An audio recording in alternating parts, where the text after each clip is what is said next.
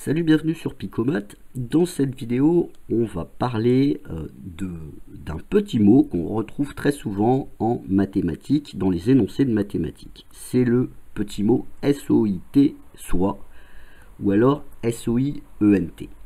Alors là, on va d'abord voir les trois exemples qui sont là. En fait, au début d'un énoncé en mathématiques, que ce soit un exercice ou un cours, tu as souvent le petit mot soit. Soit un triangle ABC. J'ai un autre exemple, c'est soit x et y deux réels.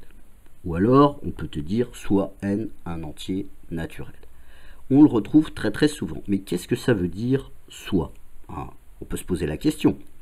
Parce que c'est pas des choses qu'on dit dans la vraie vie.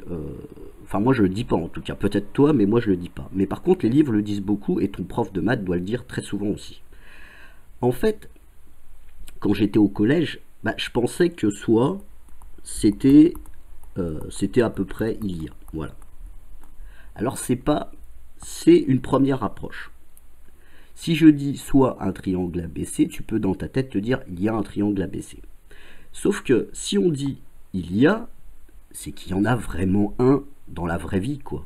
C'est que c'est une réalité. Et des fois, dans les énoncés, quand c'est un triangle, il va peut-être pas être dessiné au tableau ou sur les pages de ton livre. Et puis, les réels, comment est-ce que tu vas dessiner de réels en fait, là, c'est que soit, c'est pas la même chose que il y a. Donc, ce qu'on va voir là, ça va pas être très long, t'inquiète pas, hein, je vais pas te faire un cours de français, c'est que soit, SOIT ou SOIENT, c'est le verbe être. C'est le verbe être conjugué. Alors, comment est-ce qu'on voit que c'est conjugué? SOIT.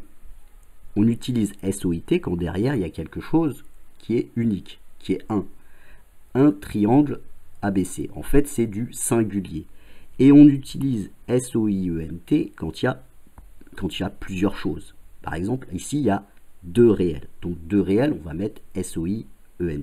Donc, on a affaire au verbe être. Alors, il est conjugué au présent du subjonctif, ou alors le subjonctif présent, ça dépend comment tu le dis.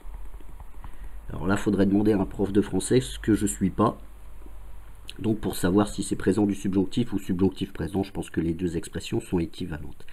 Et c'est quoi le subjonctif?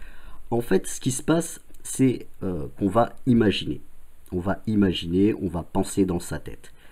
Quand on dit, comme je t'ai dit tout à l'heure, soit un triangle, le triangle, il n'est pas forcément dessiné au tableau ou pas forcément dessiné sur les pages de ton livre. Donc en fait, on va imaginer un triangle ABC. Voilà, on imagine un triangle, on pense dans sa tête à un triangle. En fait, on n'est pas dans la réalité, dans ce qu'on voit, dans ce qu'on entend. C'est une abstraction en fait. Voilà, c'est quelque chose d'abstrait dans notre tête. On l'imagine, on le pense. Pour les réels, c'est pareil. En fait, on s'imagine des réels, deux nombres réels dans notre tête, quoi. Voilà, parce que les réels, moi, je peux pas les dessiner hein, sur un tableau. Mais le triangle, par exemple, on pourrait concrètement le dessiner, mais on le dessine pas toujours. Des fois, on pense simplement à un triangle. Voilà. Donc, en fait, c'est simplement ça, ces petits mots qu'on voit. Voilà. Donc, en fait, on s'imagine un triangle, on s'imagine de nombres réels, on pense à un nombre entier naturel. Voilà, c'est simplement ça.